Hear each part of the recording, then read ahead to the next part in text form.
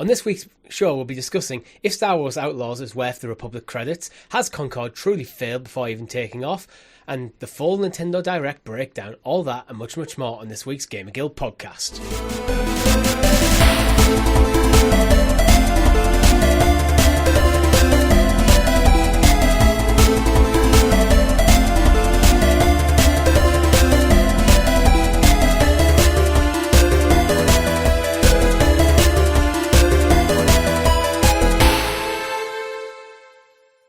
Good game, everyone, and welcome back to the GamerGuild Podcast, your weekly show where we round up all the week's video game stories and news for your listening or viewing pleasure right here on youtube.com/GamerGuildTV and up there in the digital clouds on your podcast preference of choice. Your podcast players for this week are none other than myself and Mr. Chris. Happy birthday, Chris. Oh, it is, I guess, when it goes live. Yeah, thank you. I'm the ripe old age of... I've leveled up to level 35 today. Don't feel a day over 34 at the time of recording. At the time of recording, you are totally not a day over 34. Absolutely. How are you doing? I'm good. We had birthday celebrations with friends and family this weekend. On account of having a child now and being a bit older, I'm not hungover because we kind of wrapped things up well before midnight. Yeah. And it was more about just spending time with people yesterday, which was it was nice to have. And it was quite relaxing. Sitting down last night being like, I don't have loads of cleaning to do because it's already done. House is tidy, ready to go. I'm not hungover. I'm not falling all over the place.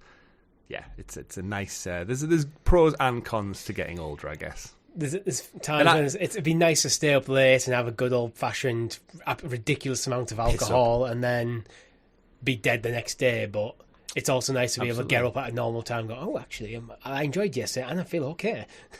Yeah, and I managed to squeeze some gaming in last night as well, so happy birthday to me. I did not. I went to bed. That's precious hours there. That's what you've got to get them in. Yeah, it's true. Well, I was away for a few days before, so it's been quite a busy few days. So I think it's all caught up with me. Yeah, it's been a busy few days for news as well. It has, which we'll get to in just a second. But before we get into it, make sure if you haven't already, you like the video, subscribe to the channel and hit that bell icon so you're kept in the loop of all of our fantastic content here at GamerGuildTV, such as when Chris covered Star Wars Outlaws, which I think, should we save that for the news section, your impressions? Yeah, absolutely. It's going to be a whole chunk of this week's episode. I got the gold edition, thanks to my wife buying it for my birthday. So I thought I'll get the early one. And it obviously came out 3 days early. So yeah, our first look was actually up 3 days before kind of like wider release, which was nice to actually get ahead of the curve for a change for a first look. Usually we're either on the day of or when we get around to it on the Thursday. So sometimes we can be a bit behind. So to actually have it up and out before the wider public was it was quite good to have. And lots of people checked it out. So thank you. At best, it's usually for us recording the day of. So it might go up in the evening of when everyone's already seen the opening and stuff, hours before we've even had a chance to play, because actual jobs. Yeah, absolutely. And in a weird one as well is we are part of the Ubisoft Creators Program, but they never seem to send us the codes for the games that I will actively play day and date or early. So we got Skull and Bones. I keep getting X-Defiant codes and stuff all the time, but I'm hanging fire for like Assassin's Creed or Star Wars and nothing comes our way, and it's like, damn it. But I bought the gold edition Ubisoft, so I'm on your side. Indeed, and we obviously have our podcast, which comes out every single Monday on YouTube and podcast services. Chris, other than Star Wars Outlaws, what have you been playing? Pretty much Star Wars Outlaws, but I did play before it arrived on Tuesday, Time Splitters. So the Time Splitters trilogy, I think I mentioned it last week, it just dropped on PlayStation Plus. So I've been working my way through Time Splitters 1, 2 and 3. One incredibly short game. I actually forgot that it has like no story. It's basically just like, here's a level, go collect an item and come back to the start point. End of level. Level 2. And it's such like an old school game. That's how shooters used to be. It's just like a level thing. Yeah. Have you ever played Time Splitters? No, I don't think so. I might have played a bit around yours when we were kids, but because for those who don't know the lineage of Time Splitters, it's everyone who Rare, who did GoldenEye and then did Perfect Dark. It's basically a ton of guys who worked at Rare. After the success of those games, they went away and formed Free Radical over in the UK, made Time Splitters, and when you play especially Time Splitters 1, it's basically like GoldenEye. The sound effects are GoldenEye sound effects, like literally lifted straight from one game into the next one. No copyright infringement in Ted, I'm sure. And then, the second one introduces new characters, but the running around, you can almost tell like the map and level design and where enemies pop out from. It's like, if you put a James Bond skin over this, in the music almost, and the inventory sounds, it's like it's essentially like GoldenEye 5.6. You can see the individual developers' fingerprints on it. It's like, this is how this 100%. Developer does his level design. Kind of, he's got there's tropes that are associated with that person. Absolutely. And then they lean heavily into the comedy with time splitters. So there's like a ton of characters, and you're traversing time. So they have lots of fun with. You're in like the Western area, then you're in the future, then you're in the 1950s with gangsters and stuff, and it has a lot of fun jumping around with characters and time travel. But 2 and 3, especially 3, is where like the storytelling elements start to pick up, and it tells like just a wonderful like comic book-esque time travel story as a cartoon first-person shooter, and it's loads of fun. The multiplayer was an absolute blast. Unfortunately, these editions don't come with any trophies as of yet. So I've not got that much inclination to kind of like power through the game, especially now bigger games are coming out today and this week.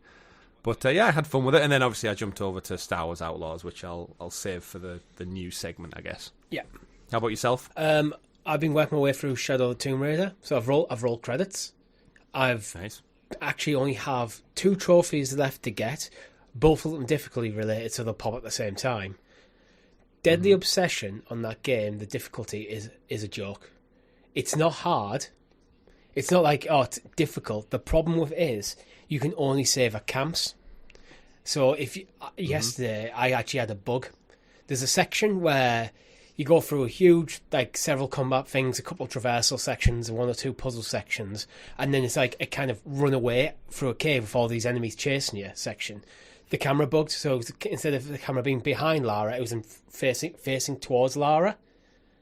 All right, like Crash Bandicoot style. Yeah, like Crash Bandicoot thing. And on easy, when I played, I think I played on normal, it didn't affect me at all. I didn't even realise that was not meant to be like that. But in Deadly Obsession, is like, soon as I started, I got killed by an enemy over and over again. Which can't see them yet. Which in itself isn't a bad problem if, when you load the game, you start at that section. When you load the game, you start half an hour earlier. And I've got to go through several fights, several traversal sections, several puzzles. And I've played that section about 5 times now. There's a big cutscene before the section as well. It's like, I don't know why. I know the whole thing about you meant to only save at camps, but it feels like there could be a save at that point. Yeah. It's just annoying because it's a bug that's screwing me over. So I've reinstalled the game, and I'm hoping that fixes the bug.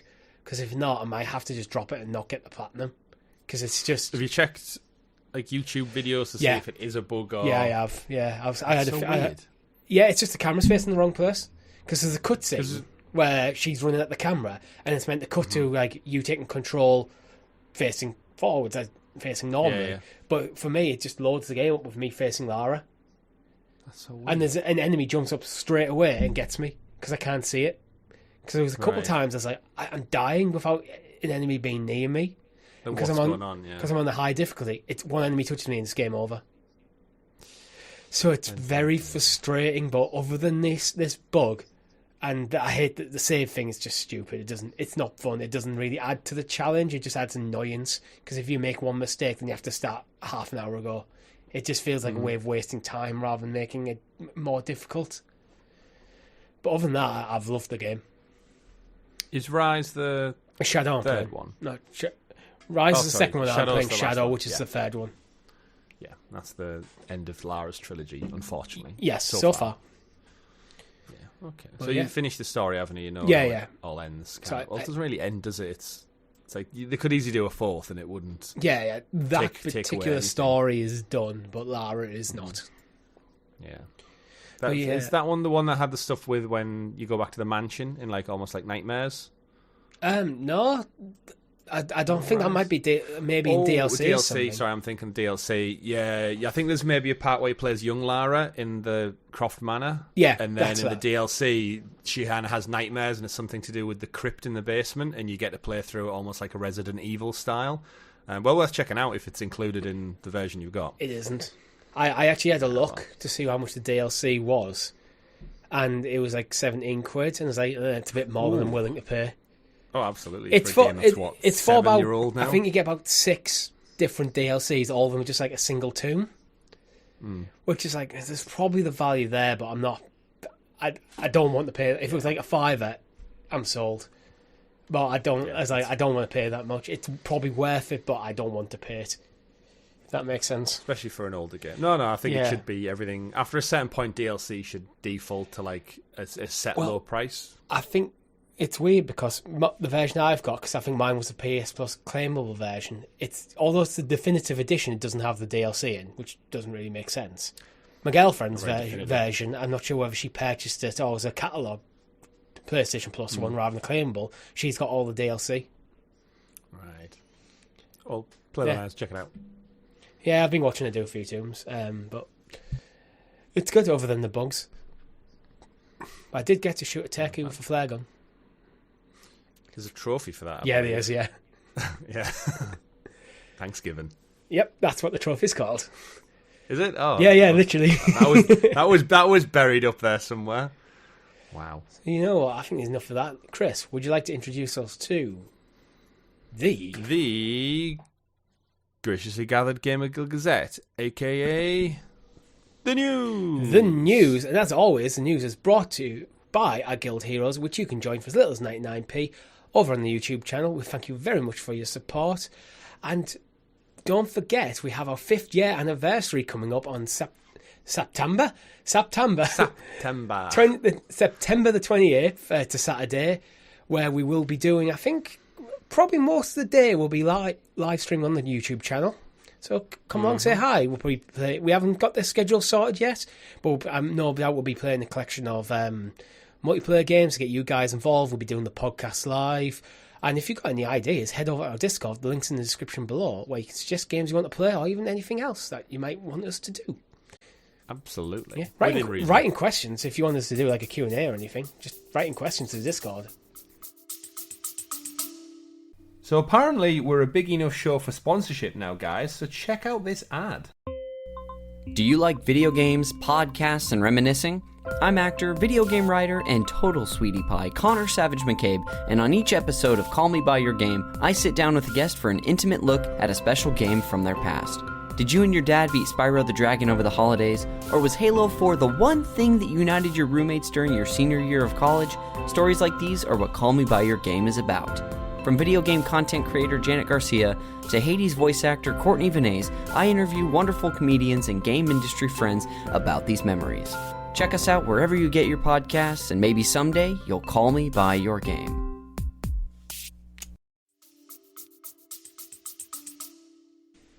I'll send us a letter to P.O. Box GamerGuildTV.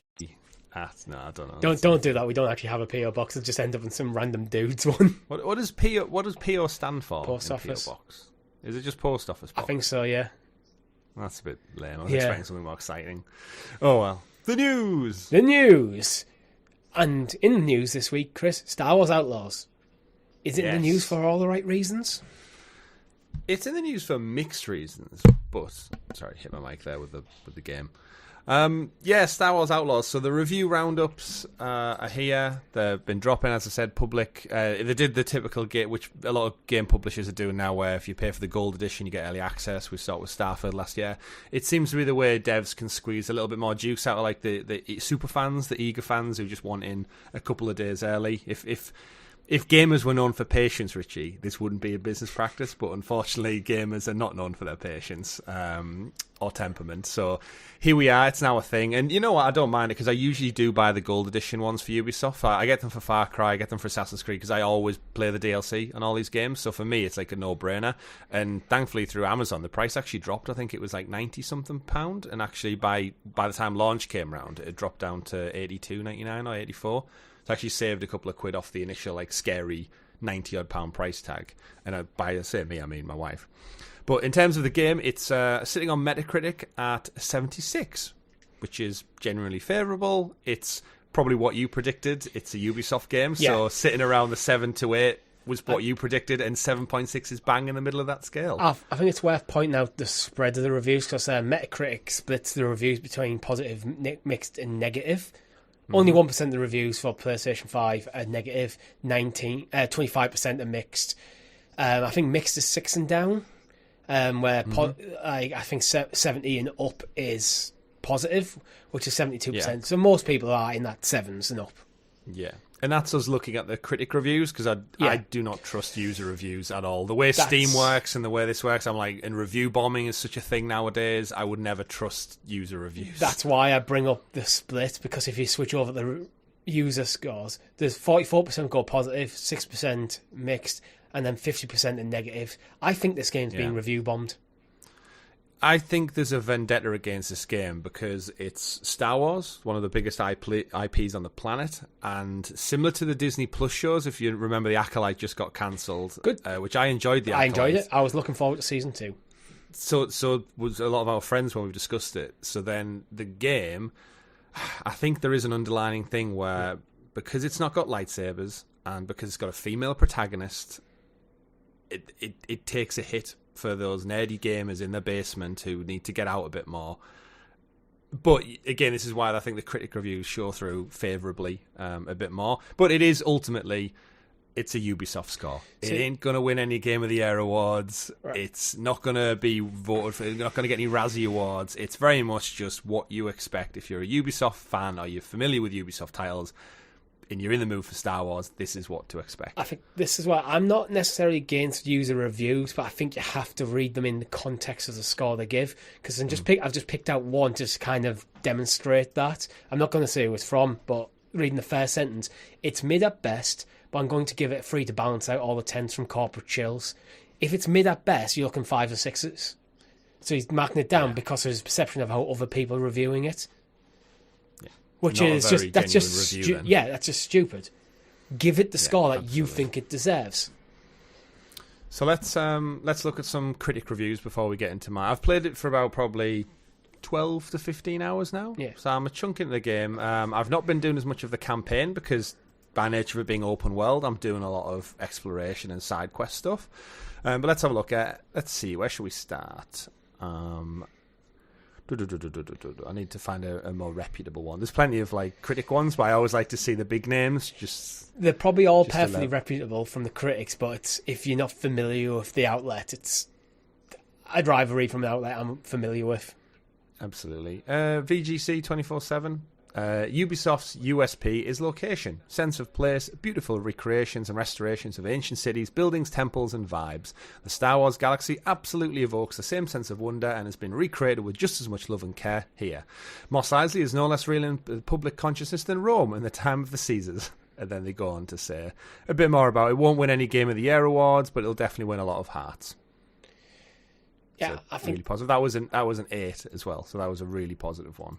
Yeah, I think that's probably all right. IGN give it a 7 out of 10 or 70. Star Wars Outlaws is a fun intergalactic heist adventure with great exploration, but it's hindered by simple stealth, repetitive combat, and a few too many bugs at launch. It's by the sounds of it, it's just not an ambitious game. That's how this impression I got in the previews and seeing the trailers and stuff. It does just look like, a generic action sci-fi game with the Star Wars skin. It almost feels like Ubisoft are hoping the Star Wars IP would carry the game a bit, and that's something that I'm always skeptical of. And it's not bad. It's not good. It could have been more ambitious. Yeah. There's a Eurogamer, which is one that we usually pull a lot of our news articles from. Actually, they gave it a 2 out of 5, so a 4 out of 10, which seems very, very harsh. I don't know what they were maybe expecting, but it's a lot higher than a 4 out of 10. Like from my, again, it's all subjective, isn't it? But even just for the polish that Ubisoft put it, like, it is a AAA game. Putting it anything below 5 is like doing it a disservice, if you ask me, from Eurogamer. Yeah, it doesn't look. From what I've seen, it doesn't look anywhere near that. They're definitely the outlier in it, but again, it's just one person's opinion, as we'll get into more on my opinion as well. But as you said, everyone generally sitting around the 7.5 mark seems to be the average. Some high ones. Enemy give it a 10 out of 10. Outlaws feels like a proper Star Wars game, but isn't tied down by the Skywalker saga. The world feels suitably massive, plenty of space to explore, skills to learn, and dodgy dealings to get involved with. Developers pick the best moments from groundbreaking titles such as Uncharted, Tomb Raider, and The Witcher to create a unique, cohesive Star Wars title. 10's very generous. Yeah. But some of the stuff in the actual words that they've wrote, I can see why. But NME's more pop culture, isn't it, in general, rather than specifically gaming? I tend to associate them with music more than anything else. But they are a reputable company for coverage and stuff. Let's break into it, Richie. Before I go into my specifics, is there anything you would like to know? As someone who's not bought the game, you're on the fence, you said you'll wait for the reviews. I'm one of your best friends of all time ever. True so story. Whose review would you trust more than mine? What do you want to know? I do highly trust your reviews. The kind of thing I want to know is, do you kind of agree that it's like a mid 7 out of 10 game? Yes. 7 or 8 out of 10? I think 7.5 is bang on the money, and there's some things this game does that are definitely 4 out of 10 worthy, and there's some things it does that are 8, maybe pushing 9 in terms of the story and the character elements. Yeah. But that's why collectively it sits at a 7. Yeah, I think from what I've seen of the gameplay, everything looks kind of as expected, generic, safe and easy, not doing anything ambitious, which is why I think the gameplay looks maybe at 7 out of 10. It's not bad. It's tried and tested. But it doesn't look like it's doing anything particularly interesting or anything that's kind of unique that you could only do in a Star Wars game. It just looks like it's a third-person shooter with stealth elements. Mm-hmm.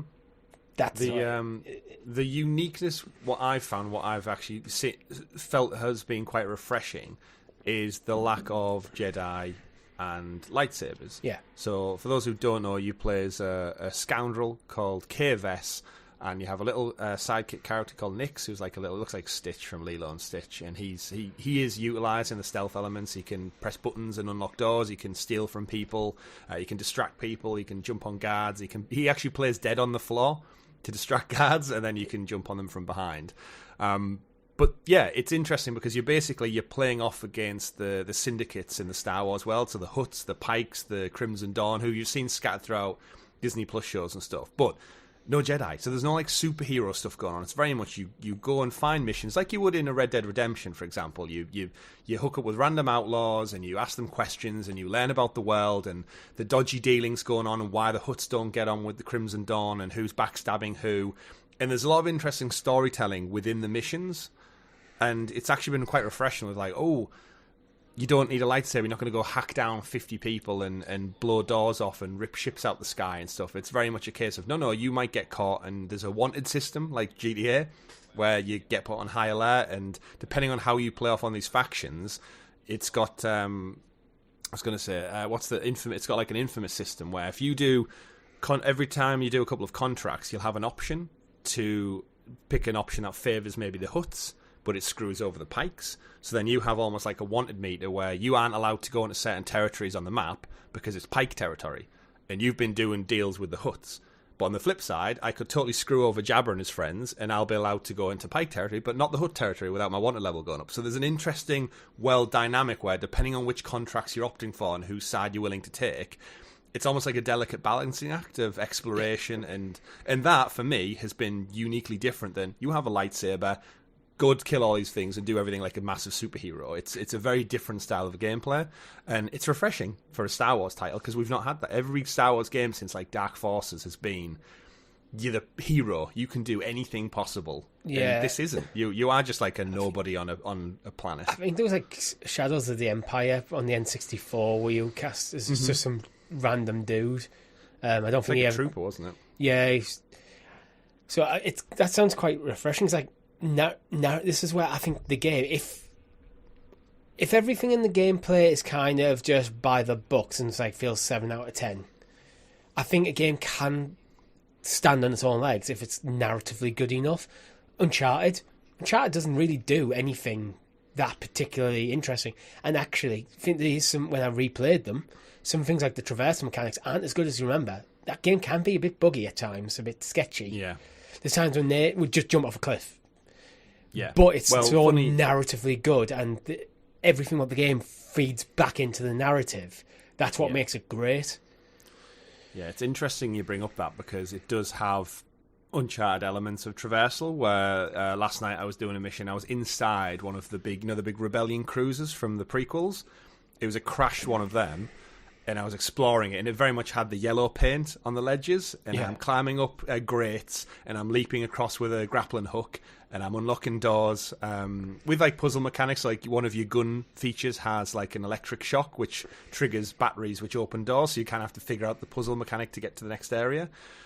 Stuff falls away, so you end up like dropping and sliding down a ramp and having a grapple hook before falling to your death. So it does have those Uncharted tropes, and very much like you just described, I've jumped into holes many times and died. I've missed a ledge and fell off many times. It's not perfect, but climbing around inside a giant Rebel cruiser, aesthetically in Star Wars world, really, really fun. I think I was looking for like a battery pack or something buried in the engine room.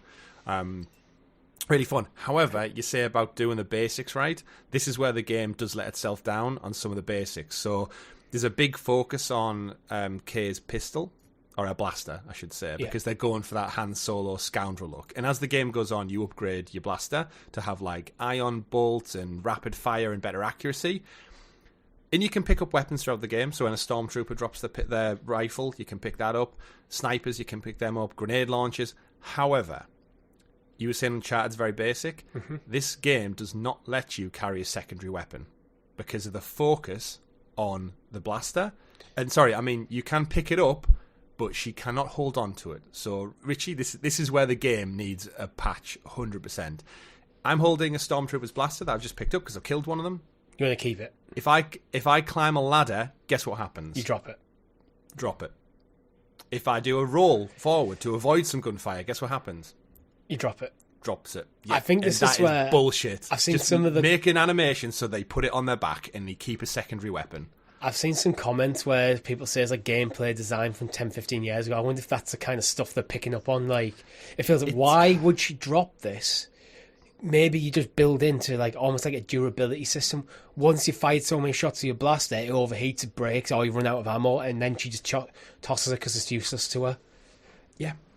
But I feel like they've obviously got in a room and went, no, the focus is on the blaster. They don't let her pick up the blasters. Upgrade and stuff. It's only like have them at very scripted situations or something. So you get to a situation where she has to pick up a grenade launcher to take out something, an AT-AT or something. Then when you move on, she puts it down because it's only usable for that section. Yeah, and that's where some of the gameplay things are frustrating. There's a lot of focus on stealth, which does feel a little bit like Tomb Raider Uncharted. You're sneaking around, and there's something where I was inside like an Imperial hangar, and you have to make your way around, and you use Nick's little sidekick to go distract people, and you're essentially trying to sneak up into the room to hack the computer to release the tractor beam to get out. It's very much part of like A New Hope, and as soon as you're seen, the mission restarts. And it's one of them where, as you were saying, your frustrations with the Tomb Raider and dying and having them sent back to a checkpoint, that's very unfavourable. This happened a few times in some of the early missions, and I was sat there thinking, right, I've been seen twice, I've triggered an alarm once, and the stealth isn't... Considering the Ubisoft are known so much for Assassin's Creed, the stealth could have done with a lot more polish. So I'm being seen like 2-3 times, and it's resetting me almost like right back to the start of the level. And as you said with Tomb Raider, once you've done that like 4 or 5 times, you get really fed up with the game very, very quickly. And I think because that happened to me a few times so early on, it was like, this is how they're introducing me to their game, their world, is by putting me on a stealth mission that I'm struggling to get past. And it's almost like, what, who thought this was a good idea? At least I can make the argument for Tomb Raider is I'm playing on the highest difficulty, and you're told that when you go in, you can only save at the camps and stuff. It's a bit annoying that there's such big gaps between them in sections, and because of a bug I'm having problems. But this is not the way. I'm not playing this game the way Shadow of the Tomb Raider the way it's intended. This is an additional level of difficulty rather than this is the normal presentation. Yeah, so it's that was one of my but it's interesting because then in a way, like once you get deeper into the game and you start doing other stealth missions, you can kind of see that they're trying to force you to think about your approach a bit more. But then again, when you said about 15-year-old design, when I think back, like we had stealth in Metal Gear Solid 2, that was fantastic. and it was fun, and it was dynamic, and it was multi-level, and you could sneak, you could interact with cameras, and this is very much like they've got those tropes, but they've somehow done them worse than a game did 20 odd years ago. So it's that's why I really don't think it helps itself. I have a litmus test for any kind of game that uses a very well-known IP like a Star Wars or Harry Potter. Something is, if you take the IP away, what's the quality of the game? That's what I used with Marvel Avengers. When you got to the multiplayer, once the IP was no longer doing the heavy lifting like it was in the single player, the game sucked. It was just boring and bland. And like, yes, I'm playing as the Hulk. It doesn't feel like I'm playing as the Hulk. I wonder if this is suffering a bit, where you kind of need the game. If you're using the IP, you want your IP to do the heavy lifting. You need the gameplay constantly funneling back into it. It just sounds like a quite generic third-person shooter, really, with some actually dated concept ideas. Yeah, that's fair. There's an element to flip back over to, like, again, positive-wise. Ubisoft make some of the most beautiful realised worlds you've ever seen. As long as you ignore the NPCs. Yeah, as long as you ignore the NPCs. With the world they've created, I will say, Massive, Entertainment, who made it, it doesn't look like a Ubisoft game, which is what we often say is like a lot of their assets are copy and paste. This is bespokely Star Wars. Like, it feels like I'm in a Star Wars cantina. The NPCs, as much as their animations aren't great, they are all the same races and creatures and cultures we see in the movies.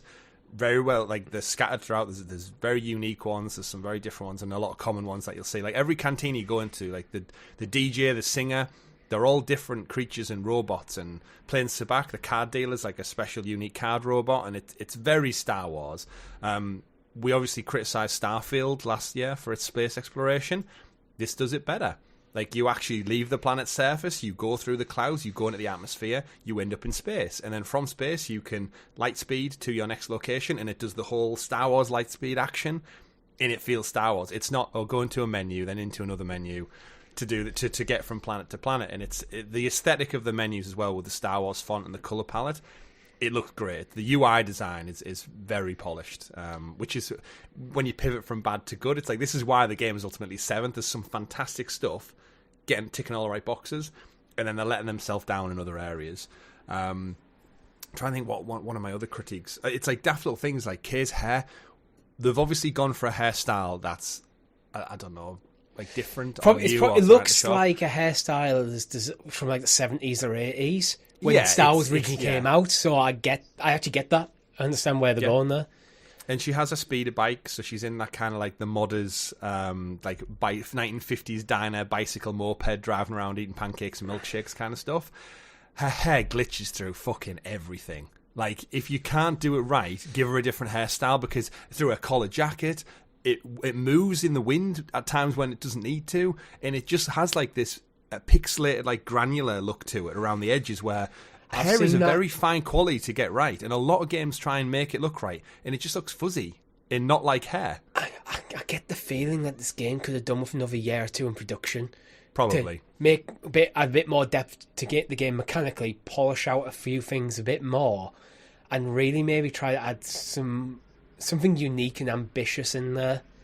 It does feel like they're very distinctly a 7 out of 10 game to me. Absolutely fine. You're going to enjoy it if you like Star Wars. But I don't think it doesn't sound to me. I think I've made the right choice waiting for the reviews. And I'd like to play, if I see it in the PlayStation Store for 40 quid, I might go, you know what, now's the time. Yeah. But 70 quid, it feels a bit, that's £70, it's a lot of money, which pushes it into the category of, you're going up against games that have significantly better polish.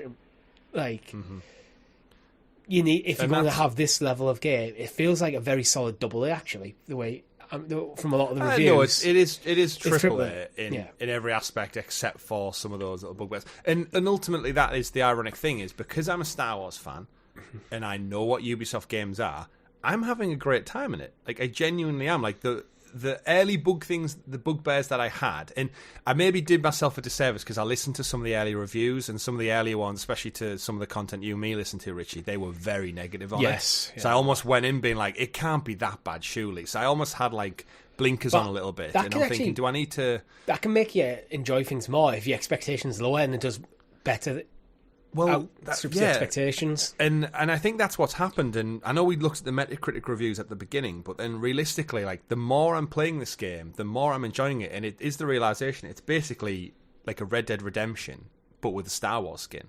It's got the missions, it's got the various characters, it's got the different types of approaches to things. I'm taking down camps, I'm collecting intel, I'm playing off factions against each other. I have my blaster, I have my speeder bike, or your horse, for lack of a better term, which ironically, you press right on the D-pad and it summons your speeder from absolutely nowhere, materializes before your eyes. Don't mind that. Not quite on a rooftop like Roach did back in The Witcher. Yeah, but I actually don't mind that because it's a Breath of the Wild. One of the things I hated about that game was if you're too far away from your horse, you just had to go capture another horse, and it's like, I can't be bothered with that. Again. So I don't mind it, just that it's gamified, it's fine. Yeah. And this is where it's a video game where, yes, you've got a big map, you've got loads of side missions to do, which I'm enjoying doing the side missions, building up my bounty and getting credits to upgrade my ship and credits to upgrade my blaster and learning about the world, meeting new people from different syndicates. I haven't met Jabba the Hutt yet. I've just got a new sidekick character as well, which is the droid who you see on the cover art, that guy. Yeah. I've just met him. He's quite cool from what I've seen so far. And I'm generally just having a good time where this is just going to be a slow burn for me. I'm just going to enjoy the Star Wars world without lightsabers. And yeah, it's a 7 out of 10. And if you like Star Wars and you like Ubisoft games, it's probably for you. But as you said, Richie, if it's not pressing, then maybe wait. Or maybe Ubisoft Plus it.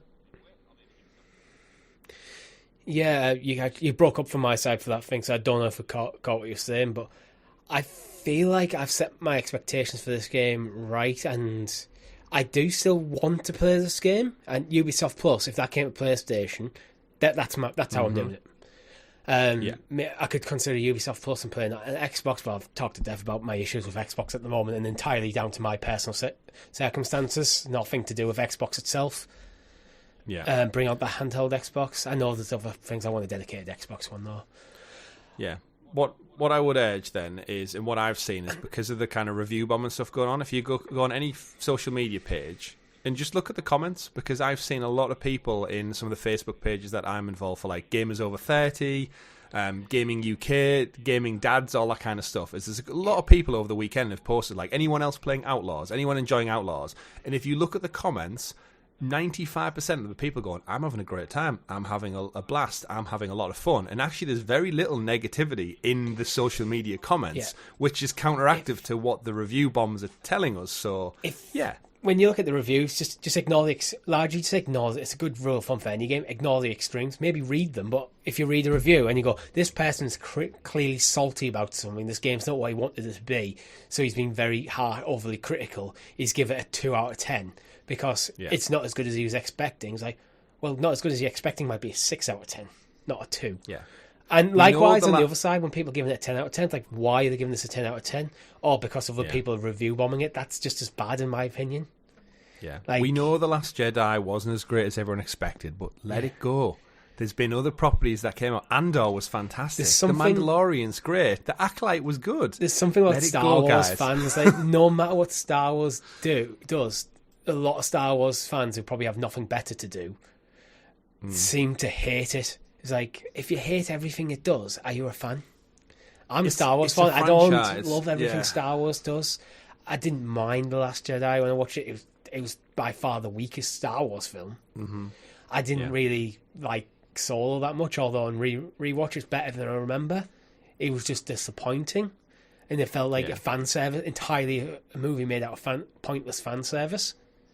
Choices were made, and I think that the movie felt completely unnecessary.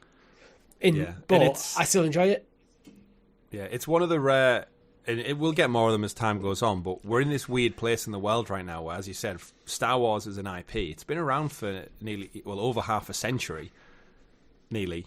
And what that leads is you've got fans that are 10-year-old and 60-odd-year-old as well. And that's a lot of varying demographics to appeal to. And now they're part of Disney as well. They're also in parks and cartoons, and it covers every demographic under the umbrella. And unfortunately, you cannot ever please everyone. No. I enjoy the Clone Wars stuff, but I guarantee my dad wouldn't give two shits about it. But he's a Star Wars fan. Yeah, Clone Wars wouldn't was a play the throwaway games. line as it was always Yeah. intended to be. Yeah, but we would, and this is why it's just you have to just accept it for what it is. It's all fiction, guys. It's none of it's real. Sorry. Yes, it is. But yeah, but if you want a decent exploration in some of the Star Wars world, more so than we've ever got. Remember, we've never had an open world Star Wars game like this. The Jedi games are great, but they are still very linear. This is go in any direction, find people, meet people, explore, do missions, pick up bounties, like you would in a Red Dead or an Assassin's Creed and stuff. And it's good enough to have fun if you're a Star Wars fan. I think that's the message to take away. It's not a great game, but if you're a Star Wars fan, you just set your expectations right, you're gonna have a good time. Absolutely. The amount of Easter eggs and stuff will be enough to satiate you until the next Mandalorian season. The thing is, if this was priced at, say, £50 instead of $70, I'd probably pull the trigger on that if I didn't have Zelda Echoes of Wisdom in a few weeks. Yeah. So I'm enjoying Tomb Raider at the moment. I've played Uncharted previously. I've got 2 more Tomb Raider games to go to fill up that gap before Echoes of Wisdom. I was hoping... This is why I played Shadow first, actually, before Tomb Raider 1 and Rise, because I've played them before. I hadn't played Shadow, right? So because I had an eye on Star Wars Outlaws, so ideally I was thinking, you know what, if this comes out and it is better than I expect it to be, at least I'll finish the story in Shadow, and then I can move on. I think I've made my decision. I'm going to stick with Tomb Raider and maybe pick this up in 6 months' time when it's like half price, or it comes to PlayStation Plus or Ubisoft Plus happens, or something like that. It's still on my radar. I still want to play it. I think I'll still enjoy it. I think you will. I've just got other things I prefer to play it right now. A telling sign will be this time next week when we record. Yeah. And a little tiny character drops into our lives called Astro Bot this Friday. Oh yeah, I mean buy Astro Bot. And that's when it's like, am I still playing Outlaws next week, or am I all in on little Astro Bot's world? I'd be interested in your review once you finish the story, because I've heard some reviews where we're talking about like how the character development goes on, which you can't really comment on after a few hours. You need the whole experience, I think. You need to get... So it'd be interesting to see how you review it once you're done. Yeah. As a slight pivot now away from Star Wars, and on the cusp of Astro Bot coming out, because I'm hyped for Astro Bot. My controller's coming. Can't wait. As is the game. Also, birthday presents, by the way. I'm not buying any of them myself, so it's kind of like they're free. So it adds that extra bit of special. Have you seen the characters that have been confirmed just from the trailer alone?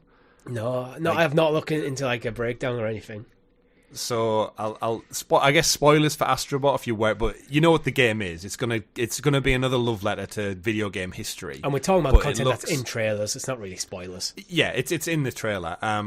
There's a lot of characters missing who are going to be in it, like PlayStation IP they don't mention, and they're going to be in it. But it looks like they've actually gone beyond first party, Richie. Oh. Which has got me like, oh shit, this could be like amazing. So just really quick, I'm going to rattle off this so quick. Kratos, Atreus from God of War, Aloy from The Horizon, Nathan Drake Uncharted, Ratchet from Ratchet & Clank, Grivet, Clank, Kit, Jak and Daxter, Sly Cooper, Spike from Ape Escape, a Monkey from Ape Escape, Parappa the Rapper, Wanderer from Shadow of the Colossus, Mono from Shadow, Aggro the Horse from Shadow of the Colossus, Trico from The Last Guardian, Eiko from Eiko, Ryu, Ken and Raiden from Street Fighter, Raiden, Grey Fox, Psycho Mantis from Metal Gear Solid. Psycho Mantis Astro Bot, Richie. How cool is that going to be? Leon Kennedy, Chris Redfield from Resident Evil, Jill Valentine as well. The yellow, white, and red Loco Rocos from the Loco Roco PSP series, but you didn't expect to see them. Spyro the Dragon, not first party, but evidently a PlayStation mascot. So they've reached out to Xbox to get this, which is awesome. Octodad from Octodad, Deadliest Catch. Great PS Vita game, loved it. Cat from Gravity Rush, Dante from Devil May Cry, Pyramid from Silent Hill, Soul Bad Guy from Guilty Gear series. It's a love letter to play. It's a love letter to PlayStation, isn't it? They've looked at what are the kind of greatest hits of PlayStation over the decades, like even including like cult classics. Let's get them in here. Knack is in here. Talk about cult classic, Richie. Buzz. The host of the can you remember the game with the buttons, the Buzz TV show with the PS2 where you had it was the game show where you got 4 controllers with like red, yellow, blue and green, and it was quiz questions, and you press the buzzer. It's basically like Who Wants to Be a Millionaire kind of show for family fortunes or something. He's on that. You'll recognise his face. He's got like an egghead, like point blank looking face. Joker and Teddy and Aegis from Persona series. Dart from The Legend of Dragoon. And Rudy from Wild Arms. And obviously that's not including all the other PlayStation 1s, Crash Bandicoot and stuff like that. But from what you've seen from the trailer, if you think it looks cool, just wait till this Friday and the full list of people going, oh my word, this character's in it. I can't believe they got this character. But yeah, I'm hyped for Astro. I'm telling you, Astro Bot could be a dark horse for Game of the Year this year. It's going to be so whimsical. I don't think we're looking at the polish of the game and how well Astro Bot's Playroom was on launch of PlayStation. Mm-hmm. I don't think it's a dark horse. I think it's just... I think you look at it as a dark horse because it's a platformer. Yeah, but there's no reason why a platformer can't be in the conversation with Game of the Year. Yeah. I mean, now Outlaws is out, and that's seemingly not going to be in it. Yeah. And Assassin's Creed Shadows is probably the last big... Indiana Jones, maybe? There's very few games that are left to come out. Oh, yeah, it is. Well, for official Game of the Year, but our Game of the Year awards, maybe, as well. But yeah, so Astro Bot, hype. So am I still playing Outlaws? Is it in depth next week, or do I totally drop everything for my little Astro Bot guy? I'm such a sucker for 3D platformers. You are? Are you a sucker for arena shooters, though? I am absolutely not. Yeah, I don't. And neither is anyone else, no, by the looks of it. So we're talking about Concord, so we have the review roundup, and it's mixed. It's mixed. It's sitting at, what, a 62? So a 6 out of 10, which isn't far off Outlaws. It's just a different type of 6 out of 10. Because of the nature of it being live service. And there's no user reviews up yet on Metacritic at the time of the thing. One of the things that is concerning me is how few PC reviews are. Because I think a game like this kind of needs the PC crowd involved to keep it going as well. It just... Well, I don't know if a 62 out of 100 is good enough. No. To give people a bit of context, we'll give you some actual reviews. So Game Rant gave it a 7 out of 10. They said, those wanting to roll the dice on Concord will find an excellent first-person shooter full of exciting abilities, intense battles, and eye-popping visuals. The game's character design, premium price point, and a general lack of interest from the public may make it so Concord never really gets a chance. And so potential consumers need to weigh the risks of investing $40 on a game that may be dead before too long. Personally, I'm glad to have played Concord and will continue playing it as much as possible, and it'll be a sad day when it comes to the player count dwindles to a point where it no longer makes sense to support it. Hopefully Concord defies the odds and becomes one of Sony's long-lasting live service experiments. This is the problem I've had with a lot of the Concord kind of fervour in the news, is it, in some way, and I don't know how this happens, Richie, it's one of the magic things of the internet, because people were talking so much about, is Concord going to succeed? It's almost been like a self-fulfilling prophecy where, because people made such a big deal about it succeeding, or not thereof succeeding, or the interest levels, we're guilty it's of almost that. Like, it's fell into it where all the reviews mention the lack of interest and the price point. It's like, but if you weren't talking about that and you said the game's great, your review focused on the quality of the game rather than bringing in outside factors of like, oh, it might not be supported for long, so you might want to, you know what I mean? I feel like there's an ulterior motive to a lot of the criticism where Helldivers didn't get any of that. No. Helldivers, I think, was a surprise hit where I think that one of the problems with Concord is the fact that everyone's aware that PlayStation pivoted to like games as a service style and then changed their mind, and Concord seemingly is one of the few games in that period that it was probably too far along to actually can. I mean, they were happy to can The Last of Us. Maybe Concord was just pretty much done, so it's like, we've invested a lot of money, we have to get this out. Yeah. To back it up, we've got Push Square as well, PlayStation site. Push Square give it a 7 out of 10 as well. Concord is a clean and well-meaning first-person shooter with no shady business practices to boot. Its lack of real identity is an issue, and it's difficult to determine just how much Sony is going to get behind it long-term. However, there is a polished, beautiful presented experience on offer here, with some interesting tactical team-building systems and sublime animations. Firewalk's debut may not be out of this world, but it's genuinely pretty good overall. It's interesting, I think, with a games as a service thing, you have to think of why would a publisher like Sony go for games as a service. The idea is they want to have a huge player base that sticks behind the game for years, and gets involved in season passes and microtransactions and cosmetics, so they make a lot of money over it. Mm-hmm. So as a 7 out of 10, I think if you just purely take it as from a game point of view, 7 out of 10 can have a long lifespan if it's supported. So I think where something like Push Square getting at is like, is it good enough to get enough players in to make Sony want to support it in the long term? But it could also, if you support it, could grow into a 9 out of 10 eventually. Because these games should be seen in a long term thing, not just in launch window. But is the launch window strong enough? It's complicated. It's very complicated. I'm kind of in the view where I think games as a service is an incredibly crowded area, and in order to build a user base, you basically have to steal it from another game. Mm-hmm.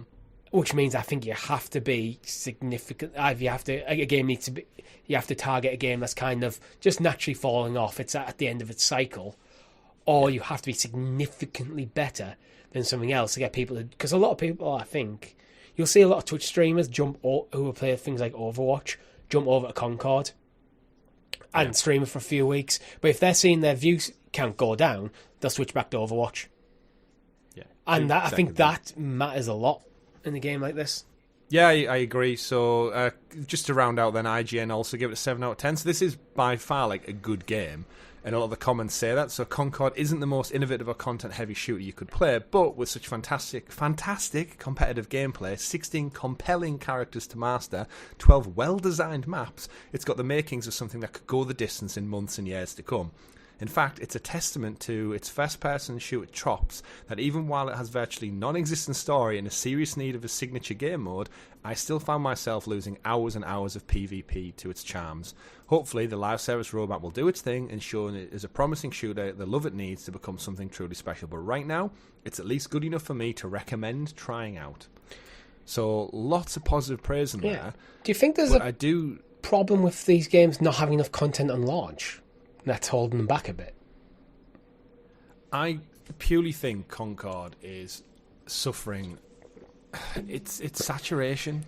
The reality is the people out there playing Overwatch and Valorant and Apex and stuff and Call of Duty, they're content, and those games supply enough content that why would you turn your head and look at something brand new that doesn't have a unique pull? Like I said, it's very much Guardians of the Galaxy, which means it doesn't have its unique pull, and I think all of the other games did at launch. Apex had like its crazy stealth launch. Call of Duty is Call of Duty. Like the Overwatch is so huge because of those characters, and they put so much money into creating those characters and their storylines and stuff.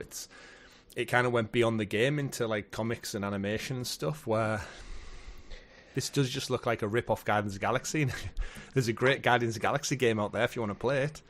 Yeah, and there's great shooters out there. I almost feel it's 10 years too late. Overwatch is already established, or if you want to go free to play, Valorant exists. So it's like, why would you play Concord over Valorant? Is Valorant free as well? Like, this is £40, remember, as well. Yeah. And I get what Sony were doing, where they were like, oh, we'll do what Helldivers did, where we'll put a lower price tag on it and get people in. It's like, this should have been, I think, early reviews and previews, they would have been better putting it on PlayStation Plus and going from there. But because they took the good guy approach and didn't microtransaction the share of it, I feel like Sony probably looked at it and went, we need to ask for an upfront cost to make some money back. Because they said, I think there is a season pass, but there's no, like, I think the game actually got praised in its reviews for lack of microtransactions. Yeah. But I feel like in the world of live service they're looking to get into, you can't ask for £40 up front and hope for the best. A game like this, I think the expectation is that there will be microtransactions, and microtransactions aren't necessarily evil. It depends how the thing. Game. I don't like loot boxes because it's random, but if you can just go into a store and buy something, whether you earn your credits in game or you earn the credits via a credit card, as long as you're not marketing that at children, which I think is a different story to marketing towards adults. I don't think microtransactions are evil in a live service game. It keeps the lights on in the end of the day. Yeah. So I think it's kind of caught where Helldivers to me doesn't come across as games as a service. It feels more like a single-player game that you happen to be playing with other people. Because it's PvE, yeah, it got such a big win because you weren't fighting dickheads on the internet from the other part of the world on the mic. You were fighting AI. Yeah, and as a team, that really got everyone to like back up behind it. Whereas this is 6v6 or 5v5, and already we're hearing people saying they're struggling to matchmake after the launch week. And once that gets out, you can't put that genie back in that bottle. We've got an article from Eurogame that says how many they've estimated to have sold. And IGN Analysis, Sam Carlos, has apparently looked at the Steam figures, which is he puts it around 10,000 units. And based on player count and matchmaking, he puts PlayStation around 15,000. So that's a grand total of 25,000 copies on 2 platforms for a AAA game that's been in development for 8 years. And it's this studio's first game.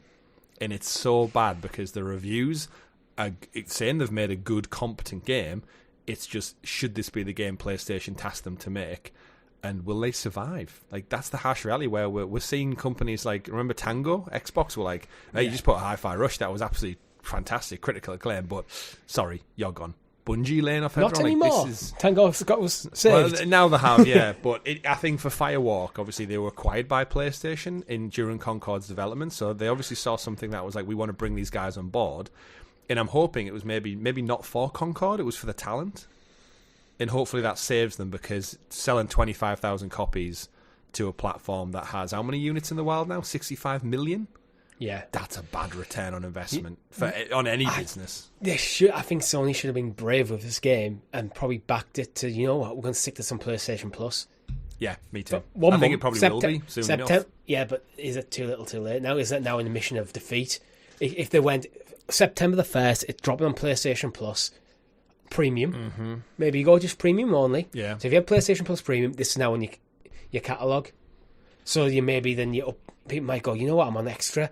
I'll pay. How much is it? Oh, it's only going to cost me an extra 20 quid for the year to catch up for the year. So depending on how far you are through your subscription. Yeah, so I'll go for it.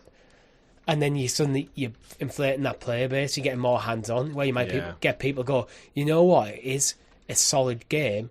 It's not amazing, but I'm having fun, and it's cost me nothing. And you get that player base going. The death of these sort of games is your player base. If you don't have any people playing it, doesn't matter how good it is. That's it. At the time of recording on September the 1st, would you like to hazard a guess at how many players are currently playing it right now on a weekend, midday, in the UK? On what platform? This is just Steam numbers, because I can't get PlayStation. So, yeah, Steam number 100 to 200? 61. Yeah, that's unfortunate. 61. More people are probably playing Gollum. I'm going to check. It's entirely possible. We talked about that number yesterday, and for during this beta, that like Gollum was outpacing it. No, Gollum's got 4 players. Oh, what? 4 players. Poor Gollum. I mean, it did come out a while ago. Yeah. Gollum's 24-hour peak was 11. Concord's 24-hour peak was 125. What's Helldivers out of curiosity? Because that's probably a better benchmarker, yeah. Helldivers Steam play. Completely different style of game, but both PlayStation. Playing Helldivers right now, 12,827. So just 12,780 odd more than your brand new first person game that just launched last week. I do hope it finds its feet, but I think it's an uphill battle for it. It's doomed. If you asked me about this a couple of weeks ago, I would have said, just like Suicide Squad, just like Gotham Knights, this isn't the game the market's asking for, and this is all the devs and companies and publishers chasing a trend 8 years too late. Yeah. And if they'd have just stuck to their guns and made what they were good at and what these studios probably wanted to make, which is great single-player narrative experience, maybe with a bit of multiplayer. Hell, bring back the PS3 days, Richie, when you got a great single-player game and then a little dabble of multiplayer added on. I strongly disagree. Yeah. I prefer games that either be multiplayer or be single-player. I don't like the crossover, especially when there's trophies involved. Like, just Know what you are and be the thing you are. If you're a single player game, be a single player game. If you're a co-op game, be a co-op game. If you're multiplayer, be multiplayer. What if it lends itself well? So like if like back in the day, PlayStation made Killzone and it was a shooter. That multiplayer was fantastic, but it was a shooter, so it worked with a capture the flag mode and a domination mode because you had grenades, you had shields, you had guns, and you had maps already made for the campaign. So it was an easy produce a spin-off experience like something like a Ghost of Tsushima Legends after the fact. Yeah, could do. But who are we to tell games developers what to do? We just won't buy the games if a bunch of talking heads on the internet. Let's talk about Nintendo. So there was a Nintendo Direct, but it was largely focused on an indie showcase. Mm-hmm. I don't want to dwell on this too much because, quite frankly, I was a little underwhelmed. What were your overall thoughts? Yeah, I watched along the live stream, and it was pretty much just what I expected from an indie showcase, but I do appreciate how Nintendo tend to cut out a lot of their indie stuff for its own dedicated showcase. I think it highlights the indies a bit more. Yes. But it saves them getting lost in a bigger one, because we always lament the Game Awards and any Jeff Keighley event for like padding out the show with your Honkai Star Rail segment, and then there's always an indie segment, but they get lost because they're sandwiched between games that cost 1,000 times more to make, and you look at them and go, that was cute, but my brain can't remember it because it was made by one guy in a basement and it's pixelated, and unless it does something very distinct, it misses out. And the Switch does so well for indie games because it can play them, for one, because the 7-year-old hardware can run a pixelated 2D side-scroller, no problem. But yeah, there wasn't anything necessarily stand out for me. I thought Morsels looked quite funky. It had a good vibe to it. That was from Annapurna. Reminded me of if Nidhogg was like a dungeon crawler, if that makes sense. I see what you mean with it. It's almost got the CRT filter over it. Yeah, absolutely. But yeah, other stuff was shown off. Pizza Tower as well. I know it did really well on Steam last year, I think it was. It looks like a 90s cartoon mixed with Sonic and Mario. Yeah. Like it looks frenetic. Like the fonts look like a child made them on Microsoft Paint. And I kind of dig it. I think Never looks quite interesting. It's from the developers of Grease as well. Go Grease Lightning. Yeah. Well, I do agree. I do like how Nintendo give this space to the indies without, like, imagine if they chucked a new Mario game in front of all this. That'd be your headlines forever. Like I do like the Indie World Showcase as a concept, even though someone doesn't play that many indie games. Yeah, I know. I think this week, I don't know if you saw, they put out like a Zelda Echoes of Wisdom feature, showing how like Zelda as like the sword or something like that. And I'm glad they kept that separate. They didn't put it in here because it came out the same week. They could have easily just sandwiched some Zelda news in the Monks' Direct, and they didn't. I haven't seen that actually. I went cold on all Zelda Echoes of Wisdom, so I just want to play the game now. Mm-hmm. I've already purchased it. I'm not interested in any of the marketing. You already have my money, Nintendo. What else? Yeah, we got a Yakuza game, a PS2 that had a PS4 port back in 2017, Kiwami. Nice to see it coming across. Again, more old games being saved on multiple platforms is what we're here for. Yeah. Tetris Forever got a reveal trailer, which you get to play every Tetris game through the ages, including the Bombliss spin-offs. Yeah. Yeah, Tetris is awesome. They're all largely the same, though, with different aesthetics, but just the core gameplay of Tetris is... You can't really mess with that too much. It's timeless, yeah. And that was about it, really. Like, they showed off we won't get into it because there is some, but I think you're right. We've highlighted the ones that things stood out, but we'll talk about them probably just upon their release. Yeah, probably. If they do well. It's worth, if you are big on your indie games, it's worth just going back and watching the showcase yourself. I think that's the best advice we can give on this. I think it's as indies go. I think it's a reasonably solid showing. There's some stuff I don't think necessarily needed to be in there, like the Yakuza things. Like, it feels like it's just tagged on the end. It's an old game after all, but it needs to go somewhere. Absolutely. Shall we talk about PlayStation Plus, Chris? Because we've got a September lineup. Yes, we do. And talking about it. And talking about Concord, I wonder how much the deal with Warner Brothers and Quidditch Champions going into it. So for you Harry Potter fans out there, the brand new game, Harry Potter Quidditch Champions, bear in mind you couldn't play Quidditch in Hogwarts Legacy that came out last year. Quidditch Champions day one PlayStation Plus on PS4, PS5. So immerse yourself, Richie, in the enchanting world of Quidditch. I stand by Hogwarts Legacy not having Quidditch in, because I don't think the broomstick mechanics in that game would lend itself to a game like Quidditch. That was for them broomsticks were for traversal. You don't think you had the tightness of the controls that you'd need to play Quidditch. I'm not sure about Quidditch Champions. I had no expectations for this game at all. I haven't really looked into like what it is. Is it games as a service, or is it just like online? It says on the PlayStation blog, live your Quidditch fantasy, because we all have them. Take to the skies as one of the classic positions: the chaser, the seeker, the keeper, or the beater, each with their own unique playstyle. Sort into legendary Quidditch arenas and new maps that showcase never-before-seen arenas of the wizarding world.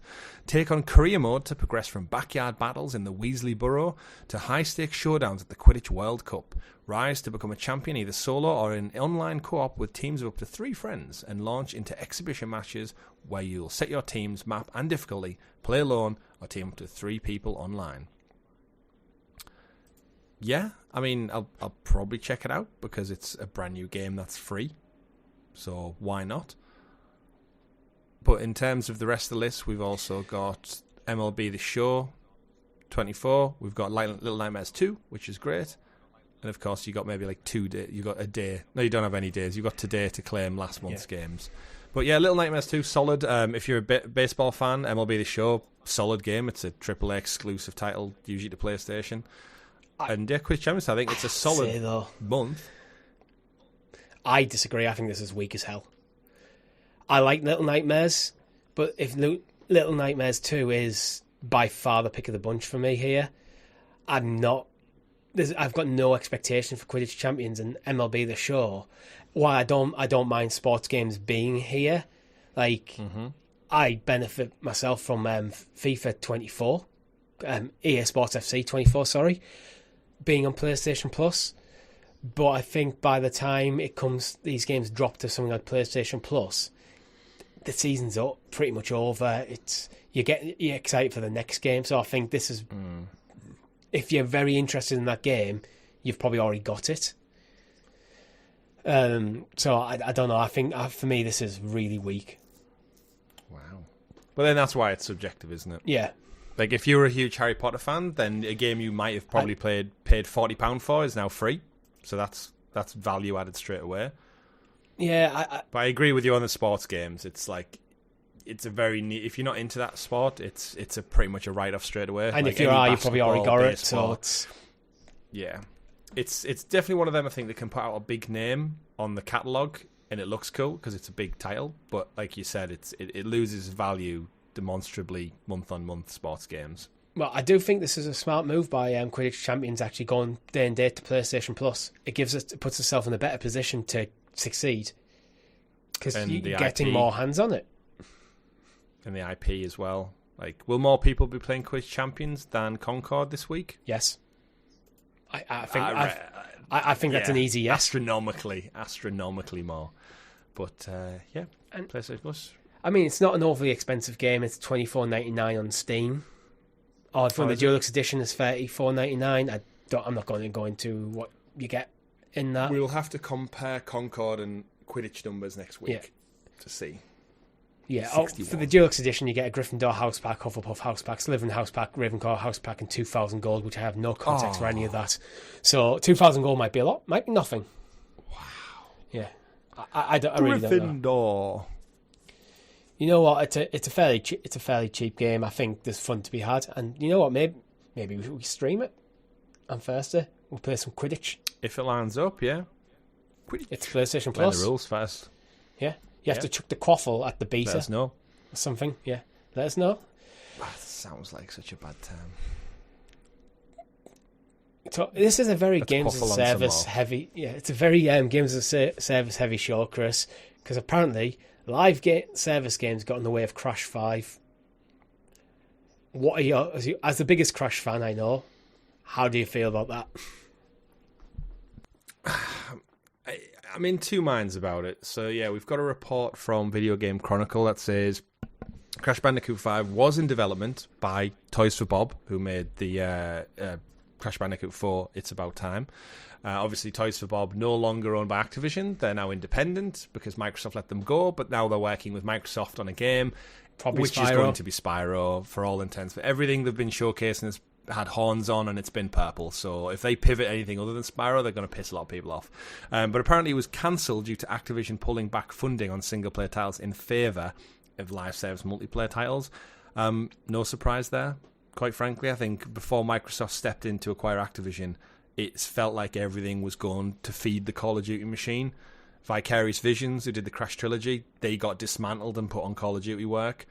Other teams like Beanox and stuff who've made great single-player Spider-Man games in the past, they got put onto Call of Duty service.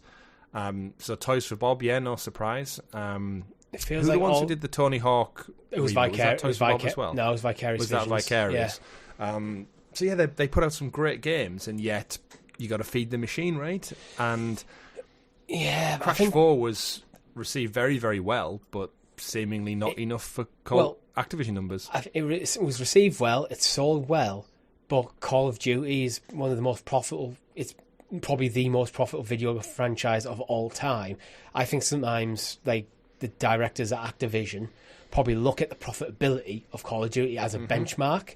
So if it's not a game like Crash 4 doesn't come close, if you look at it in context of games similar, you're like, you know what, that was a really good investment.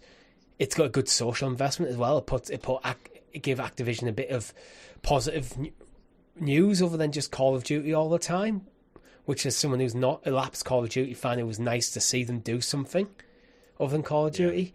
But I think when they went, the cold hard numbers went, that is not profitable enough, so we could be more profitable by using these studios elsewhere.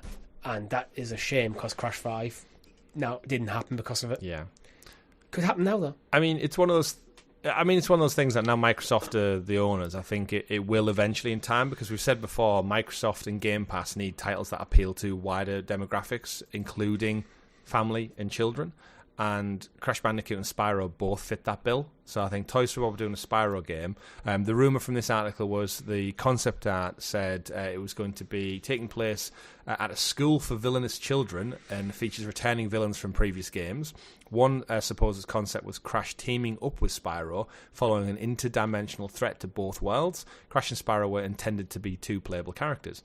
And that could work. It worked on there was a Nintendo, I think it was a DS game, it was a Game Boy Advance game back in the day. I remember the cover art. It was Crash and Spyro. They switched colours. So Spyro was in like orange world and Crash was in purple world. It was very like loosely connected, but it's interesting how these two mascots almost became synonymous with each other, even though they weren't from the same people or creators. And now they're both owned by Microsoft. It's like, that sounds great. You could have running missions and flying missions with Spyro and spinny attack grounded missions with Crash.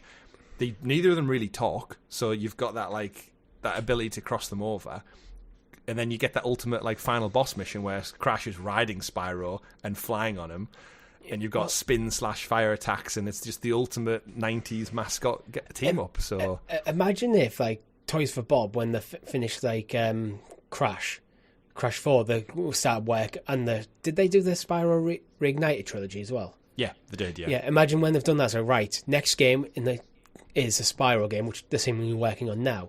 Imagine if that ended up like a post-credit scene where Spyro gets teleported into Crash's world, and it's like you get a thing like Crash and Spyro will return, and then that's what Crash 5 is.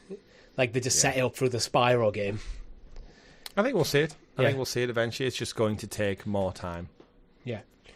But they're not going away. They're too big. It's like Sonic. You just seemingly can't kill them because they're so long. They are now bona fide classics, pop culture icons that they'll have resurgences every other decade. For all the criticism that Xbox seem to receive, Phil Spencer seems to be an advocate of listening to what studios are passionate about doing, and then trying to encourage them to do that. Obviously, he has to balance. It has to be profitable, make sense for Xbox as an overall brand. But he doesn't seem to be a director who goes, no, you can't do that. You need to do games as a service. If the studio's going, we really don't want to do that. But shall we talk about Lego, Chris? Lego Horizon Adventures. You should also... Apparently, the... What? Nothing. Continue. Oh, sorry, you were breaking up a lot there. Today, Lego... Yeah, it has been. Apologies to anyone who's this far if it's a bit choppy. It's unfortunate. It seems to be an internet issue. But Lego Horizon Adventures is apparently launching the 14th of November, and it's apparently been accidentally leaked. Yeah, it was on one of the PlayStation storefront pages. So this happens a lot where someone clearly updates the code too early, and it shows information with cover art and a little note to point there. So yeah, I mean 14th of November. They've been weirdly coy on it, and I think that's probably because Nintendo might have like a deal where because it's on the Switch, they get to announce details before PlayStation or something. Like it's part of the agreement. Yeah, it was a surprise. They're being weirdly coy for a game that's coming out in the next couple of months. It was a surprise inclusion in the Nintendo Direct, wasn't it? Yeah. So 14th of November though, quite soon around the corner. Maybe they don't want to get in the way of Astro Bot hype because they're both family kid games. Maybe that might be keep PlayStation's it quiet, and thing. Then the next big thing for PlayStation's Astro Bot. Once Astro Bot's out the way, then we start pushing Lego Horizons. Yeah. Although it might be because it's a Lego game and not a PlayStation or a Nintendo game, it's down to Lego. Who owns the Lego games? Is it WB? Yes, it's Warner. Yeah. I don't know if they own them. They've just got the publishing deal rights with them because it's TT Games. Yeah, yeah. Maybe it's this isn't TT Games. Whoever's publishing this game, then the marketing might be on them rather than on Nintendo or Sony to do this. Absolutely. But looking forward to it. Looking forward to it. Yeah, I am. I think as long as if I'm wrapped up with Outlaws, I'm wrapped up with Astro Bot. Indiana Jones doesn't come out to December, so if I'm kind of in the mood for something around then, I love the Horizon series. I love the Lego games, so it's perfect. And it's 2 players, so it's probably something that if the wife's interested, yeah, why not? I think I might pick this up. Actually, I think me and my girlfriend would enjoy playing through it together. I think it'd be a good one for that because we're both like Horizon, we're both like Lego, so tick tick, tick tick indeed. Another tick-tick, Remedy and Annapurna team up for Control 2 and Alan Wake TV /movie adaptations. I think a Control movie would be absolutely amazing.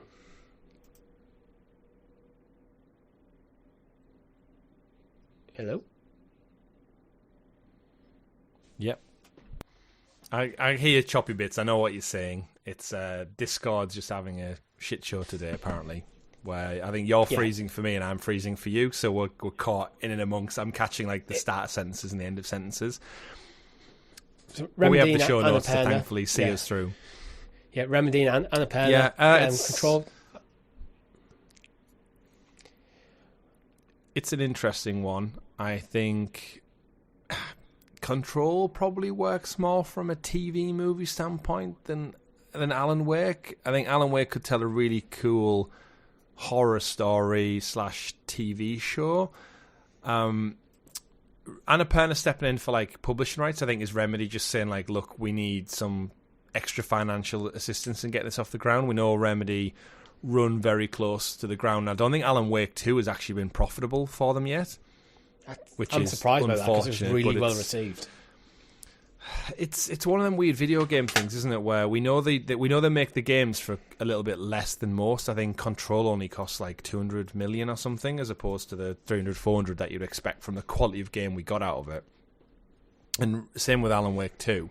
For the polish we got, it doesn't cost as much. So Remedy run quite a tight ship, they seem to have done, and they're fully in full production on Control 2 now. So I think getting another publisher on board to maybe help finance some of it is a win for all parties there. Annapurna have got a proven track record as well, as do Control. But the film, TV, and other audio-visual formats being part of the deal is an interesting one. I could see this universe being shipped out to TV, especially because these games are so heavily live-action anyway. Like with the cutscenes, and you could even use the same actors, and they already know the role and they already know the story, so it's interesting. I still think, unfortunately, as much as I love Alan Wake, it's the name Alan Wake. If you're going to make a TV adaptation, it needs a a more catchy name to get people in Well, from a marketing standpoint. With Alan Wake and Control being set in the same universe, I think you focus around Control a bit more, and Alan Wake could be an author and maybe a consultant. To what's the name of the organisation in Control called? It's the not FBI, FBC, Federal Bureau of Control. You could see someone like Alan Wake consulting on that, and that's how you bring him into it. Okay, that's how you can get him in and out of it without him actually being the central focus of it. Yeah, you could just do Control story, and then season 2, you'll leave season 1 with a teaser for Alan Wake coming into it, and then he's like the villain / good guy maybe of season 2, and maybe imagine if at the end you set like the whole first season set around the Federal Bureau of Control and the whatever the house is called. I can't remember the name of it. The oldest house. The oldest house set around that. And at the end is like, okay, imagine the end of like an episode or even the series going, we need to go to, what was it called? The little village, some Nightmare Springs or something? What was it called? Night Springs. Night Springs. Yeah, we're need to go to Night Springs, and like all the Alan Wake fans go, they're going there. Shit, it's happening. It's happening, people. Yeah, I think it could be good. But then it's weird. Control and Alan Wake, I think, in a way, they could almost get away with a TV show. And I don't think a lot of the general public would have a clue it was linked to a video game. No. They would just see it as like this cool horror drama with a lot of trippiness in it. I'm feeling like Stranger Things vibes from Control. Yeah. That's how you could kind of, if you like Stranger Things, you'd love this kind of thing. Absolutely. And Netflix will have that gap to fill next year because Stranger Things is finished as well. So we'll see who picks it up. I think whoever picks it up will be a telling sign of what to expect. Yeah, my only issue with Netflix picking stuff up is very, very rare does Netflix shows like last more than 1 or 2 seasons.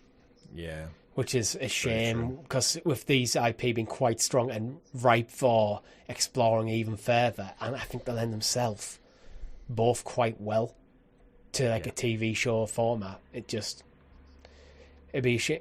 Hopefully they can get something decent going. Yeah, I agree. Croc, Legend of the Gobbos, Chris. It's back. Is it Gobbos or Gobbos? What do you say? I'd say Gobbos. Yeah, I think I said Gobbos, but Gobbos. The Legend of Gobbos. He's coming back, Richie. He is. I know. I had a big campaign for Save the Gecko, and Gex is coming back with the Gex trilogy. Save the Bandicoot happened, like that was a whole thing, and we've got Spyro. I don't really have much affinity for Croc. I remember playing it at my neighbour's house and thought, oh, cool, it's a crocodile, and he jumps on crates and over little rivers, and he fights these. I can't remember what the like creatures were that you jumped on and stomped on. I think they were like lizards, maybe, or something, like bug creatures. But either way, it's a 1997's multi-million selling hit Croc. The lovable crocodile who embarks on a quest to rescue the Gobbos from the clutches of the evil Baron Dante is coming back in a remake reboot to all current consoles and PC. It says in 2024, which doesn't leave them long. But, but Argonaut Games is back as well. The original developer. They closed down in 2004. It's nice to see them back. It's interesting that they're back and they're putting out a game this year, like so quickly. Like you think they'd announced their return and then go, and the first title we're working on coming next year, maybe. We should point out as well, it's not a remake; it's a remaster. True. So the amount of work involved is significantly reduced. It's basically getting this game running at 1080p on modern hardware. That's kind of the job here. One of the cool things with this remaster, though, as they have said for retro fans, is the remaster is going to include Crocopedia, an extensive and meticulously curated digital museum containing long-lost development assets such as game design documents, concept art, animation tests, team member interviews, and much, much more. So for video game preservation, that's cool. Super cool. Yeah. I'll probably check out Croc, actually, because, again, I didn't play it as much because I didn't own it. It was just whenever I happened to be at my neighbour's house. But it is essentially just 3D Mario, 3D Crash and stuff type levels. It started off as a Yoshi game. I think Argonaut pitched it as a Yoshi game to Nintendo and it got rejected, so they had to change. That's why Croc exists. It's like because they had this model of Yoshi. It's like, how do you adapt him? Crocodile. Yeah. That could work. That's cool. I like that. What does Yoshi do? Yeah, wah, wah, wah. Is that him? Wah, wah, wah, wah, wah. Yeah, something like that. Something like that. I wonder if it'll still have its tank controls. Oh, did it have tank controls? It I don't did. remember that. It did. Oh dear. Oh yeah. I hope they offer an alternative. This is where you do need an alternative. You need to keep the original, traditional and modern controls. That's what you need in the settings here. Yeah. Oh yeah. I won't be enjoying it if it's got tank controls still. No. So we're actually continuing on, Chris. We've got some Luna news. There's new games. There's new games coming to Amazon Luna, and good ones as well. Star Wars Outlaws. Star Wars Outlaws has come to Amazon Luna, nice. And so has Middle-earth: Shadow of War. So we've talked a lot about Star Wars Outlaws in the show. It's nice to see Ubisoft continue to support Luna. I don't really think we need to talk much more about that. No, I don't think we need. Shadow of War's been out for a while. I think it's just the news is it's gone free for Amazon Prime members because of the launch of Rings of Power Season 2. So it's been there a while. We just haven't picked it up. I know it's a 3-episode launch for Season 2 as well. So there's 3 episodes to go watch already. Yeah. I'll probably watch them tonight actually. But Shadow of War, great game. The sequel, annoyingly, so you're not getting Shadow of Mordor on Luna for free, but it's a nice tie-in, and Shadow of War is a phenomenal game. If you're a Lord of the Rings fan, you should definitely check out Mordor first, but War does a really good job at upping the ante. Still haven't played it. You should go play it on Luna. Check out how it performs. It's Are you installed. a Prime member? No, I rarely am. I'll activate Amazon Prime when I need it. I don't like to have just this rolling subscription for just Amazon in general. But I have Shadow of War on PlayStation. It's been installed on my PS5 since I had my PS5. I've just never, as did Shadow of Tomb Raider. So eventually I'll get to it. Shadows. You need to install Assassin's Creed Shadows at the end of the month, the end of the year. Have an entire dashboard of Shadows. The trilogy of Shadows, yeah. Shadow of the Colossus. I have that. Any more? Elden Ring: Shadow of the Air Tree. I've got Elden Ring on Xbox. I've got Elden Ring on Xbox. Metal Gear Shadow Moses. Don't stretch, but I'm pulling them out my ass here, folks. Yeah, I think Shadow of War was, one that was... It unfortunately got stuck in the huge loot box controversy that was happening at the time it came out, and it just got pulled into that, and I think that harmed it, which is probably why we never got a third game. But we're getting a Wonder Woman game. Are we? Are we actually Monolith getting have it? been working on it. Monolith have been on it for like 4 or 5 years now, so I hope so. Yeah, I haven't seen anything about it other than that one CGI trailer of, I think, Wonder Woman, I think with her arms crossed or something. I can't remember. I don't even know if they've teased it. We had a teaser trailer and that's it. Yeah. We've just... we're making a Wonder Woman game, and then we've heard nothing in about 4 years. It must be in line for this year. I don't think WB have anything... It can't be this year. Lined up to there. All the Batman ones are done.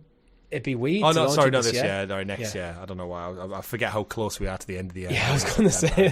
Which is mad, yeah. We're in September and there's no big marketing beats before like Christmas. Game Awards. Yeah. It's at the Game Awards. The big reveal, the full reveal is at the Game Awards, coming later 2025. Because, WB have nothing, right? Hogwarts Legacy's done. The 2 Batman shit shows are out and done. They've got can be another Injustice. They have Mortal Kombat out. Yeah. But other than that, I don't think WB Multiversus is done. They don't have a Lego game out this year or next year. So WB they are looking to sell off some of their assets and stuff, remember. Interesting. They're very fickle without wanting to sell, then not wanting to sell, and wanting to sell, and not wanting to sell. Yeah. Odd one. But time will tell. Yeah. You know what time will also sell, Chris? PlayStation FC with fake football kits in Japan. They're black and white. And as a fan of Newcastle United, I don't mind a black and white kit. They should be blue in this. PlayStation is blue. Yeah, for those who don't know, there's a Japanese streetwear brand called Soph or Sopha, I don't know how to say it. And they've made an imaginary football team called FC Real Bristol, which is like Bristol? I don't know where they've pulled that from. And it's basically a way to flog some pricey clothes that look like football attire, like jerseys and jackets and training gear. None of it appeals to me. You're talking $100 upwards to ship to the UK as well. There are rumours of some Nike PlayStation collaborations coming next year, but I know I'm not much of a shoe trainer person anyway, so. To be fair, this the Push Square article we're reading from has said that a lot of the $180 shirts have already sold out. Wow. I suspect, though, this could be a case of a lot of marketing will keep the amount of actually supply low, so they can then say, "Oh, it's sold out, so we have to do another run." That artificial to create artificial demand. Yeah, some of it looks so bad. I mean, I'm not really into the baggy stuff anyway, but why? I'd be curious to know why is it Bristol? I really don't get it. Like, they have Bristol. Yeah, they have they have T-shirts that say FCRB on the front, and it's like, I don't know, understand, like, but people are buying it. I mean, in Japan, Bristol might mean something. Like, no offense to anyone who lives down in Bristol, it's a they lovely already part have a of the team, country. Bristol Rovers. But, yeah, they do. And Real is there another one? Real is Bristol Spanish for Royal, so it doesn't even make sense. So that it's the translation of Real Madrid will be Royal Madrid. Like, there's Bristol City as well, right? Yeah, I think so. They're the better of the two, I think. I can't remember. I just remember Bristol Rovers. Well, at the weekend, they got beat by Derby County 3-0. Just saying. Yeah. Well, there you go. Bristol Rovers won 2-0 against Cambridge. There you go. Yeah. They are in the league low. But random football talk at the end because of PlayStation. Yeah. Give me some more simplified merch. Like, I'm a big fan of just a plain T-shirt with just like the Disney one you simple wear, logo. Yeah, hoodie. like just give me a PlayStation logo on a black or plain coloured T-shirt. Don't give me like a massive spread across the back or something. Just keep it simple, folks. Keep it simple. Yeah, I'm like that because I think sometimes if it's too much, I don't feel comfortable wearing it in public.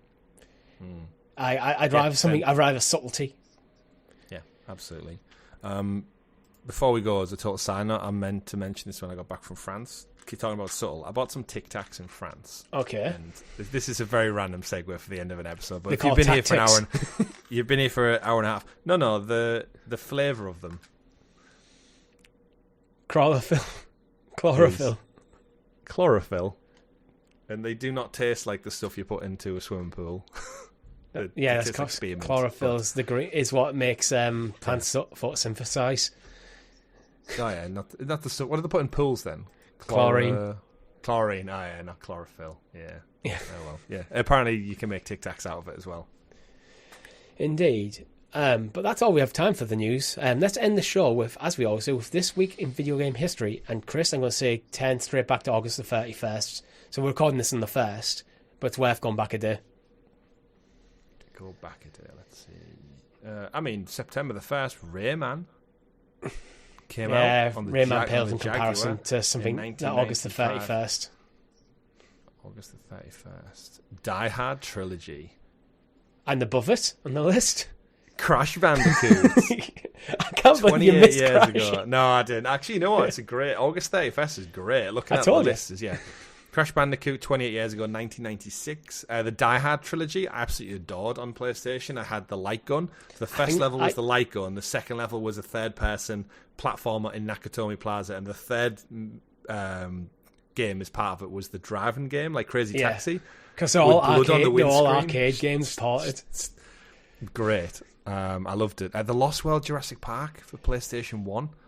Playing as the Raptor, playing as Alan Grant, playing as the T-Rex, or the Compy as well. That was 27 years ago, damn. And the cheats still work. Mega Man Legends, Dino Crisis, 25 years ago. I think the 31st of August might be the best day we've ever had on this. It's definitely up there. List. Life is Strange Before the Storm, 7 years ago.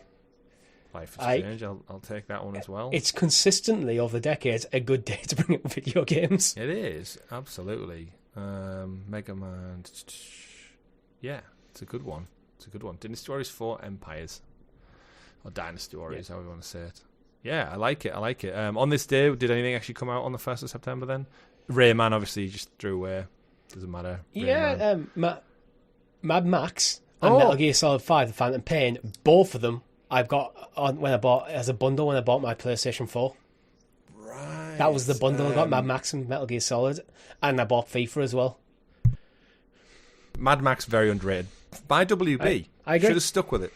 Should have stuck with it. It was a good game. And I remember Metal Gear Solid because I got it on my birthday 9 years ago when I moved into this house. And at the start of the game, it asks you to put your date of birth in. And when you arrive back at the oil rig home base, they all celebrate. The dog runs out. There's fireworks. And it's like, happy birthday, Snake. But it's my birthday in real life. And it was quite strange. I remember sitting on my living room floor. We had no furniture yet. Playing that. I think my wife was ironing. And I was just there. Didn't care when you're like, oh, look how amazing it is. It's like the game's saying happy birthday to me. Like how weird and surreal Kojima is. And also, 1 year ago, PC and Xbox, Starfield. Yeah. 1 year ago already. Damn. And Marvel's Avengers. You mentioned it earlier in the show. 4 years ago since Marvel's Avengers graced our screens. I stand by, to this day, if you can get it very cheap, it's worth playing for the single player. I agree. I agree. So the August-September transition is a good time to be alive. There's one more I want to pick up on from tomorrow, so September the 2nd, and The Sims 4 10 years ago. We need a Sims 5. It's time. There's a rumour of it being like a free-to-play, isn't it? The next Sims will be like just a platform, which I think The Sims 4 has been for 10 years now, but I think just embrace that. The Sims could be free, and you can charge the shit out of it for just cosmetics and everything else. The Sims is arguably the reason microtransactions exist, because all the way back in The Sims 1, they made so many DLC. It wasn't even DLC. You had to go to a shop and buy a separate disc. Yeah, and that's always been part of The Sims. Yeah, and I distinctly remember buying The Sims Vacation from Electronics Boutique back in 98 and 99. Got it home, put it in the PC, didn't have the base game. And as a daft kid, I just thought there was a copy of The Sims that was shit cheap at $19.99 as opposed to paying $40 or $50 or whatever the base game was. Got my mum and dad to buy it, got home, was like, oh damn, I don't have the original game. And you couldn't return PC games, I don't think, because of the copy. You could burn the disc. So I was stuck with it. Yeah, they just wouldn't let you. Until I got a base copy of The Sims. Great game, The Sims. Seminal. I'd like to see a Sims 5. Yeah. I think we will. There must be The Sims World or The Sims Universe or what. It's been rumoured, I think. We just haven't had anything concrete. Oh, no, I think they've actually openly spoke about it, but that's for another week. But that's us for this week. If you've liked the video, make sure you hit the like button and subscribe to the channel and ring that bell so you kept in the loop of all fantastic content here at GamerGuildTV. We might be playing a bit of Hogwarts on Thursday. We don't know yet. Let us know in the comments of this video or on our Discord server. Links in the description below if you'd like to join in. Thank you very much for watching. My name's been Richie. I've been Chris. Goodbye, everyone. GG. Bye.